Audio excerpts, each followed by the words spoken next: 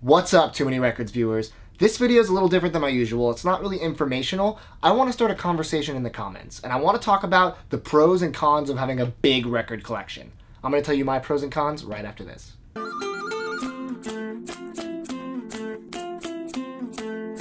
So as you guys know, and I'm sure the reason you watch this channel, I have an absurdly large record collection. I usually say it's about 1,500 records, but at this point, I think it's closer to 2,000. Yes, I have a problem, I understand. But it's a problem we all can relate to. And you always have a choice. Basically, you can choose to have a small curated collection of records you're gonna actively listen to over and over again, your favorites, or you can go down the collector's path, which is what I did, and you want to acquire everything that you love, or rare stuff, or variants of that stuff, and it spirals out of control, as you can see. I think there are a lot of pros and a lot of cons of having a big record collection, and I frequently thought about, what if I downsized substantially? What if I went to 50 records that are just ones that I'm gonna play all the time?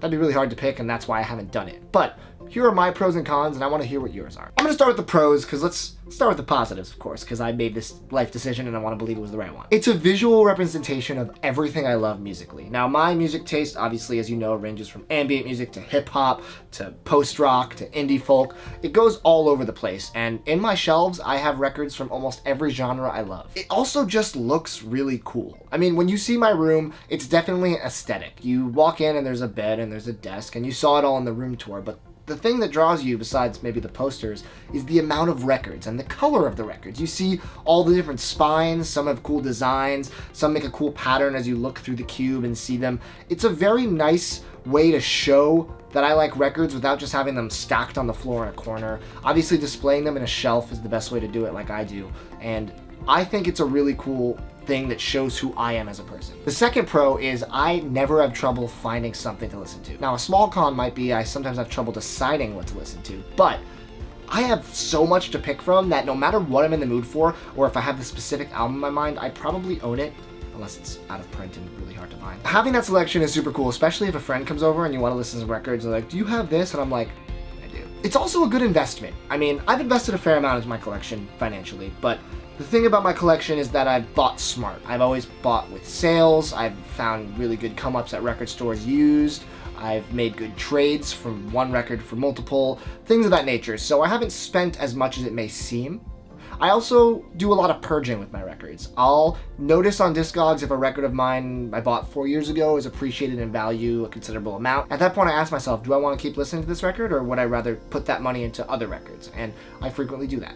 Now, I don't condone buying records that are brand new limited releases and immediately selling them on eBay. That is slimy, and that is called flipping or scalping. But if you go to a record store and you see something really underpriced, that's their loss. Buy it and sell it. And on that note, I mentioned trading. I love to trade records. Now, that can be a little risky if you don't trust the person you're trading with, especially if it's online. But I have such a huge collection that if someone has a record that I want, I'll throw on my trade list to be like, hey, here's what I have. I'm sure there's something here that you want. Now let's go to the cons real quick. There are definitely some downsides to having a huge record collection. The first and most obvious con is there just aren't enough hours in the day.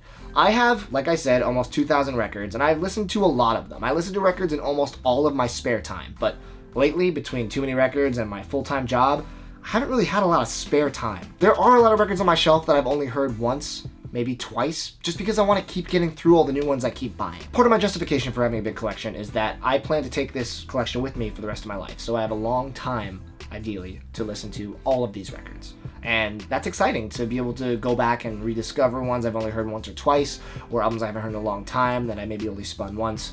It's cool. But that brings me to another con. Moving is a nightmare. Records are way heavier than you think they are. I just had my move, as you guys know.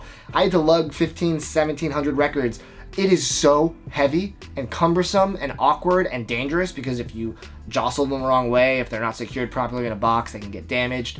They're like having lots of little babies, just holding them really tightly and making sure they don't break. Besides just moving, once you finally move the records into whatever space you're moving into, they take up a lot of space. If you have a big collection like I do, there is not much room for anything else. My room, like I said, there's a bathroom, there's a desk, there's a bed, and then there's all my records. So there's really not a lot of space to do other creative things. If you have a big collection and you don't have a house of your own and you just have a room, that's your room. And finally, the scariest con is if there were a earthquake or fire, my whole life would be ruined because I would just Chris is laughing at me.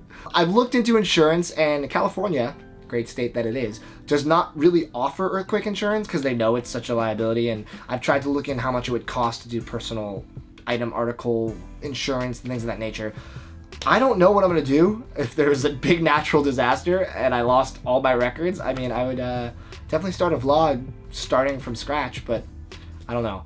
Let's hope that doesn't happen. I want to talk to you guys in the comments. Leave a comment with your thoughts about having a big collection. If you do, why you like it, why you have it. If you don't, why you want to keep it small. I want to hear what you have to say, and I'd love to respond to it. Two last things before we wrap up. Thanks for sticking with me on this kind of unique video for the channel. First off, we are racing towards 10,000 subscribers. I'm super excited. They've been going up pretty steadily recently. Thank you guys for all my new subscribers that recently found the channel. And I want to say that at 10,000 subscribers, which is less than 2,000 away, I'm going to be doing an awesome giveaway. So share these videos with your friends, tell people about the channel. If you watch and you haven't subscribed yet, please subscribe. Once we hit 10,000, it's only up from there, and I have some cool things to show you guys that I'm going to do an awesome giveaway for. And last but not least, I want to bring attention to the fact that I do have a Patreon. If you don't know what a Patreon is, it's an easy way for you to support content creators that you like on YouTube or Twitch or various forms of social media. It's super easy. I'll leave a link in the description, and there's a video on the Patreon giving more detail about what exactly it is. Here's some food for thought. If half of my subscribers donated $1 a month to me, I could quit my full-time job and spend all my time making this channel as amazing as it possibly could be. Record hunts, more collection videos, all kinds of high-quality stuff. I would love to do that eventually, so that is a dream goal.